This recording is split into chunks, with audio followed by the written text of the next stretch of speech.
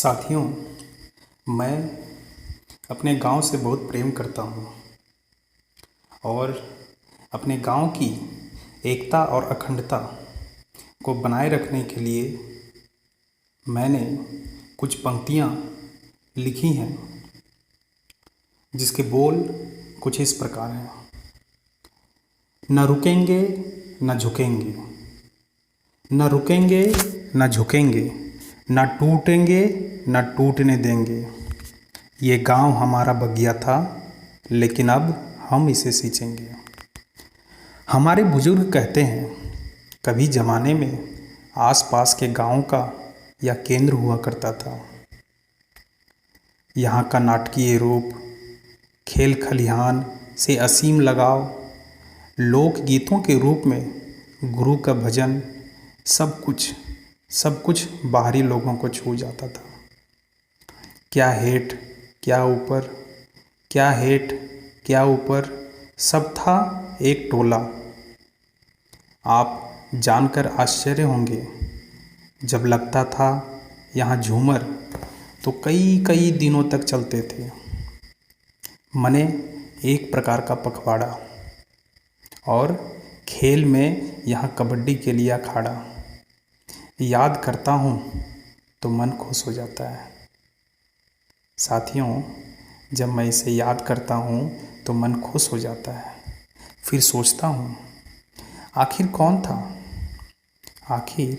कौन था वह जयचंद जो बांटा हमें और टूट गया हमारा टोला। खैर जो भी हो, लेकिन अब हमारी बगिया में बाहर लाई जा सकती है। शुरुआत कहीं से भी हो साथियों, शुरुआत कहीं से भी हो, इसका कायाकल्प किया जा सकता है। आजकल की घटना कोई नई नहीं है।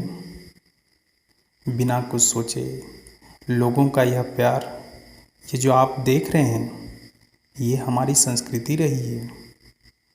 पर पिछले कुछ दशकों से ये धूमिल सी पड़ी थी, मगर अब इसमें चमक फिर आई है, क्योंकि हमारी नई सोच जो आई है। घर हमारा गांव हमारा, घर हमारा गांव हमारा, फिर क्यों बटे हम। साथियों, आप मुझे बताओ, घर हमारा गांव हमारा, फिर क्यों बटे हम। आओ सब जुड़े, एक साथ जुड़े, न रुकें न झुकें, न टूटें न टूटने दें। ये गांव हमारा बगिया था, लेकिन अब हम सब इसे सींचें।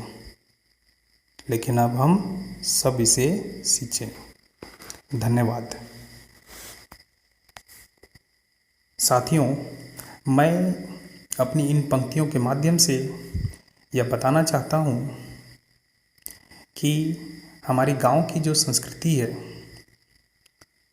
जो परंपरा हमारे गांव में रही थी, वो धीरे धीरे धूमिल सी पड़ रही थी और लोग अपने आप में मगन और साथ ही किसी दूसरे से किसी तरह का कोई संबंध न रखना और एक दूसरे के प्रति जलनशील का व्यवहार रखना, ये संस्कृति हमारी नहीं थी। हमारी संस्कृति कुछ और थी। तो साथियों, मैं चाहता हूँ कि जो परंपरा हमारे पूर्वजों की रही है, उसी परंपरा को हम सभी कायम रखें और अपने गांव की एकता बनाए रखें।